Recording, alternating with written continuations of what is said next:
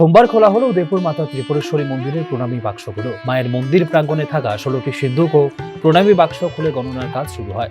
গোমতী জেলা প্রশাসনের তরফে ডেপুটি কালেক্টর চন্দ্রশেখর চট্টোপাধ্যায়ের নেতৃত্বে 16 জনের একটি দল গণনার তদারকি করছেন। দিনের গণনায় প্রণামী বাক্সে পাওয়া গেছে ভারতীয় টাকা সহ আমেরিকান ডলার, সৌদি আরব ও কুয়েতের দিনার, নেপালের মুদ্রা এবং বাংলাদেশের টাকা। গণনার বিষয়ে সাংবাদিকদের সঙ্গে তথ্য শেয়ার করেন ডেপুটি কালেক্টর চন্দ্রশেখর চট্টোপাধ্যায়। নমস্কার, আমি চন্দ্রশেখর চট্টোপাধ্যায়, ডিসিএম অভিযোগকার DM and collector Gomati district. তো আজকে আমি প্রণামী বাক্স গণার জন্য যে দায়িত্ব পেয়েছি সেটা আমরা কাজ শুরু করেছি। শুরুতে একটু ডিস্টারবেন্স হয়েছিল বৃষ্টির জন্য। যাই হোক, আশা করি সন্ধ্যার মধ্যে আমরা গণনার কার্য শেষ করতে পারবো।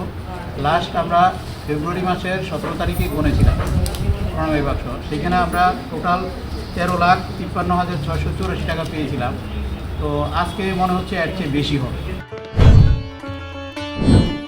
সকাল থেকে গণনার কাজ শুরু হলেও দিনের বিভিন্ন সময় বৃষ্টির জন্য গণনার কাজে কিছুটা ব্যাঘাত ঘটেছে। সম্পূর্ণভাবে গণনার কাজ শেষ করতে রাত 9টা বাজতে পারে বলে অনুমান করা হচ্ছে।